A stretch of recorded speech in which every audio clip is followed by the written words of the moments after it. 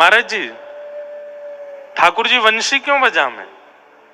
अनेक भाव हैं। किशोरी जी भी वंशी बजाती हैं, और वीणा एक साज है, सितारे और भी हो सकते हैं, और भी हो सकते हैं।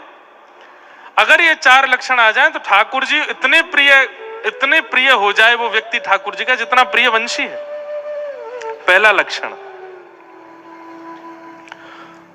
दोष युक्त होती है वंशी, उसके अंदर दोष है। क्या दोष है? छिद्र दोष है, पर अपने दोष को छुपाती नहीं है, प्रकट कर देती है ठाकुर जी के आगे।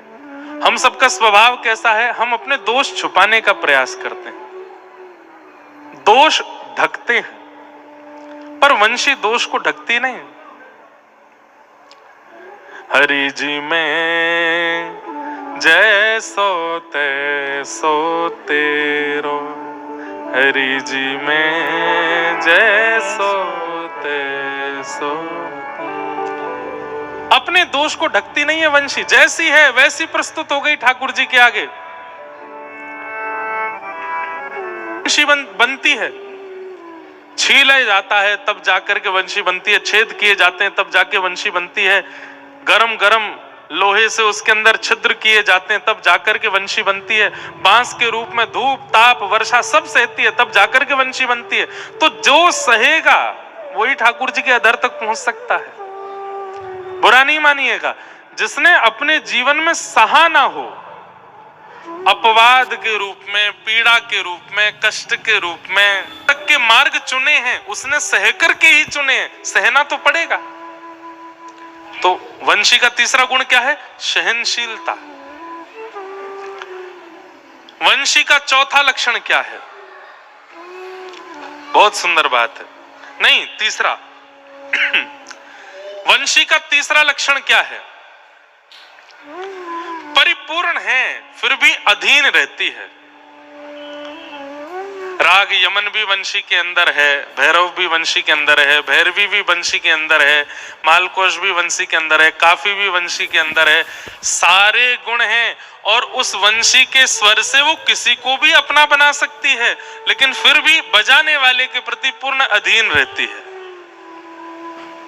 आप जैसे चाहो वैसे मुझे बजाओ, मेरी योग्यताएं हैं, पर मैं अपनी योग्यताओं से अपना नाम, अपना प्रचार या अपनी योग्यताओं का, अपने गुण का बखान नहीं करूंगा। मैं आपके समर्पण में हूं, आप जैसे चाहो मेरा वादन करो।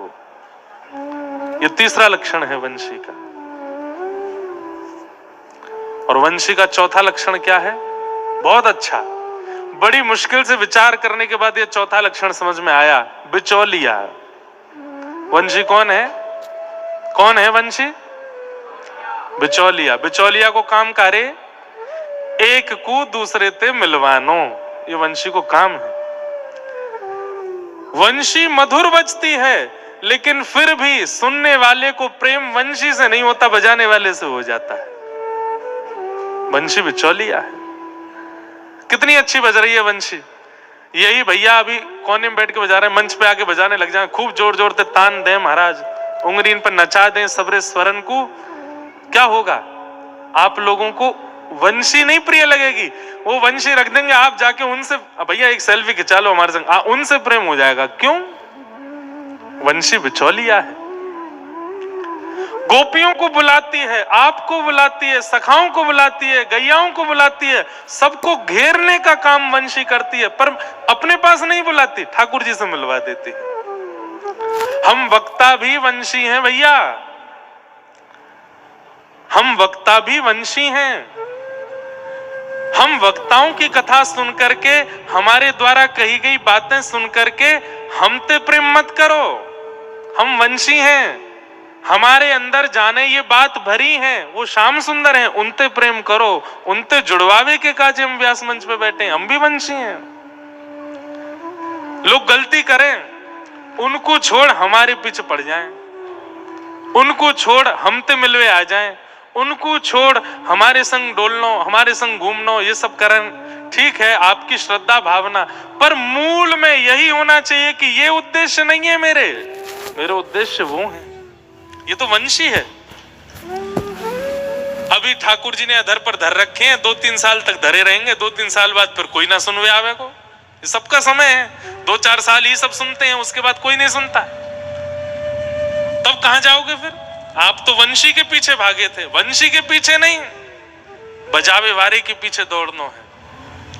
कथा सुनो, खूब वाणी सुनो, सुनावे वाले के प्रति खूब श्रद्धा रखो, सम्मान रखो, प्रणाम करो, पर उद्देश्य चित्त में वक्ता नहीं, वक्ता जिनकी लीला सुना रहा है वो होने चाहिए।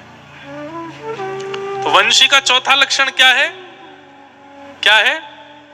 नेक जोड़ तो बोलो, बिचौलिया। वंशी बिचौलिया है। ये 4 लक्षण मेरे मत में आए। लक्षणों की झड़ी लगा सकते हैं आप लोग, पर लक्षण ऐसा होना चाहिए जो वंशी का लक्षण मानव अपने अंदर धारण कर सकता है और उस लक्षण को धारण करने से वो ठाकुर जी के समीप पहुंच सकता है। ऐसा लक्षण ढूंढो, आप भी ढूंढो और ढूंढ के बताओ। रंध्रान वेणो अधर सुधया पूरयन गोप वृंदई वृंदारण्यम स्वपदरमणम प्राविशद गीत कीर्ति।